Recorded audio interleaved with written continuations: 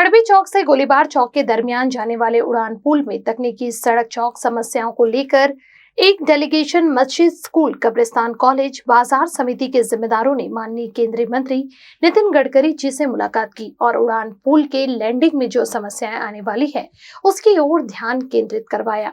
साथ ही इस पर उचित कदम उठाने की भी मांग की है।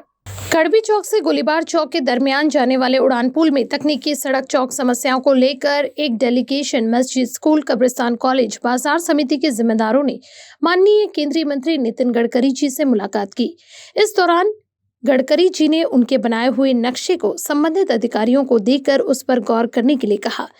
आयोजित इस शिष्टमंडल में एमएच रहमान, अध्यक्ष, Jama Masjid, Majidia girls junior college, executive member Mominpura मुस्लिम कब्रिस्तान, डॉक्टर शकील अहमद जहांगीर, समाज सेवक शबीर अहमद शमी, मजहरुल हक, अनवर अहमद, अब्दुल सत्तार, सचिव मस्जिद अमानुल्लाह सेठ कब्रिस्तान रोड, अमजद हुसैन, सचिव मोमिनपुरा वेलफेयर ट्रेडर्स एसोसिएशन, इनाम मुर्रहीम, lecturer Maulana Azad junior college के साथ ही डॉक्टर इरफान अहमद इस दौरान प्रमुख रूप से उपस्थित थे।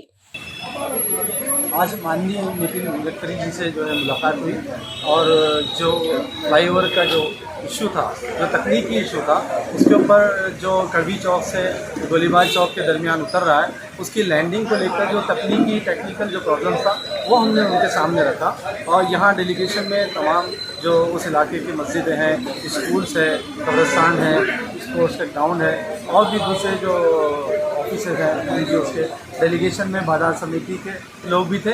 इस डेलीगेशन में जो उन्हें उसके जो रेड जोन है वो बताया गया कि जो टी पॉइंट है मोमिनपुरा चौक का, उस वहाँ से जब लैंडिंग होगा ब्रिज जो फ्लाईओवर, तो वो आगे जो है टिंकी की तरफ उतर रहा है। उसके उतरने से दोनों तरफ के कम से कम 10 रास्ते जो है वो ब्लॉक होंगे।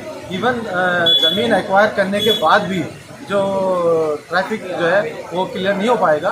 तो जो मकसद है फ्लाईओवर का ट्रैफिक को क्लियर करना, बल्कि इससे ट्रैफिक क्लियर नहीं हो रहा, ट्रैफिक जो कैओस हो रहा। और इस क्लस्टर के जैसे हमने कब्रिस्तान की बात बताई, आस्था है, हॉस्पिटल है, स्वास्थ्य है और स्कूल, महानगर पालिका की एजुकेशन है, स्कूल है, जूनियर मजीदा जूनियर कॉलेज है, दारुल उलूम मदरसा है। तो ऐसे तमाम क्लस्टर्स को जो है अफेक्ट करेगा। कम से कम 10 मैयतें रोज़ आती है और मैयतों के साथ साथ जो गाड़ियाँ आती है शव यात्रा को लेकर, कभी आपदा में फायर ब्रिगेड को लेकर जो गाड़ियाँ आएगी, तो आगे जो है ये बहुत तकलीफ होगा।